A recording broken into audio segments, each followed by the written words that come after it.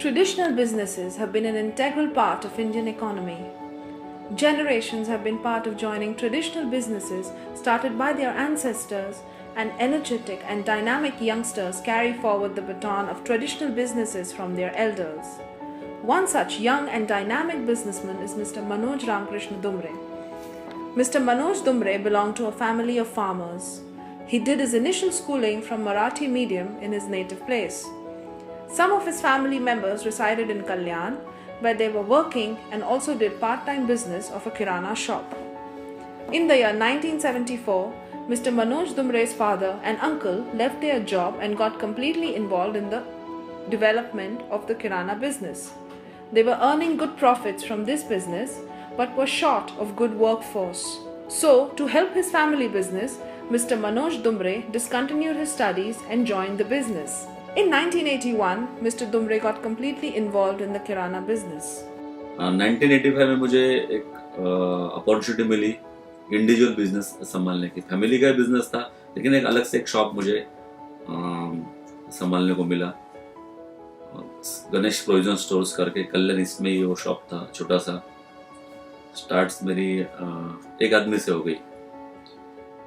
उसके बाद में 85 से स्टार्ट होके उस टाइम पे काफ़ी अपॉर्चुनिटी थी बिजनेस में, और हम लोग फैमिली एक साथ थी तो अच्छा ग्रो हो गया बिजनेस। और हम लोग सब साथ में, जॉइंट फैमिली में काफ़ी मेंबर्स थे।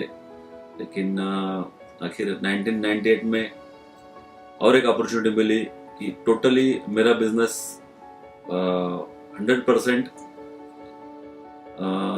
मुझे उसमें संभालने के लिए मिल गया। एक्चुअल 1998 में 100% डिसीजन पावर्स मेरे हाथ में आ गई। From 1988 to 1998, Mr. Dumre had only one shop in Kalyan West. In these 10 years, he read a lot of books, gained knowledge of the market, and did a lot of planning on growth and development.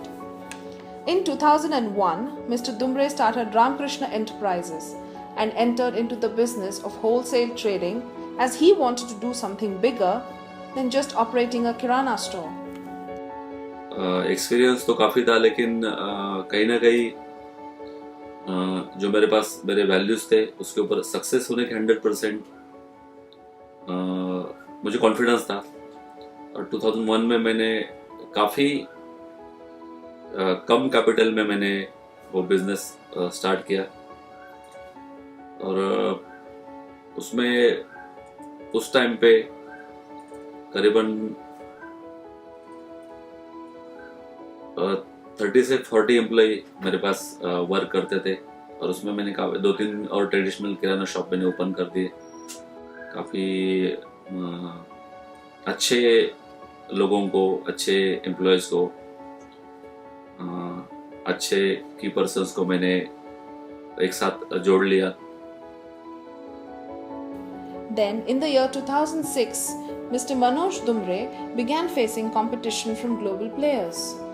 This was the period where malls were growing rapidly and people became aligned to buying from modern grocery stores rather than a traditional kirana shop. Mr. Dumre was losing his customer base, and he started thinking of ways to satisfy changing needs of his customers. To do so, Mr. Dumre took a bold decision of entering into modern trade, and in the year 2006 started Ramkrishna Bazaar. एक modern trade outlet मैंने चालू किया MIDC में। 100% computerised billing, बार coding. उस type पे इतना खाली बड़े बड़े मॉल्स में वो वैसा बिलिंग सिस्टम था, क्योंकि वो टेक्नोलॉजी के लिए अपने पास वैसे स्किल्ड एम्प्लॉय नहीं थे। लेकिन करना है तो कुछ हटके करना है, या फिर स्पीड के लिए ऐसी चीज लेने की टेक्नोलॉजी एक्सेप्ट की। और मैंने 2006 में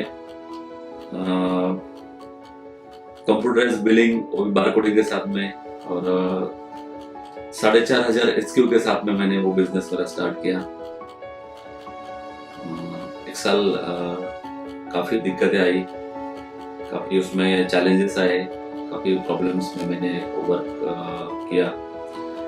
लेकिन और उसमें जैसा मेरा होलसेल बिजनेस चालू था, मेरे रिटेल्स ट्रेडिशनल आउटलेट 2-3 चालू थे और ये मेरा एक एक्स्ट्रा ये बिजनेस था, लेकिन कहीं ना कहीं बहुत सारे अलग इसमें आया था, बहुत सारे चैलेंजेस आने लगे।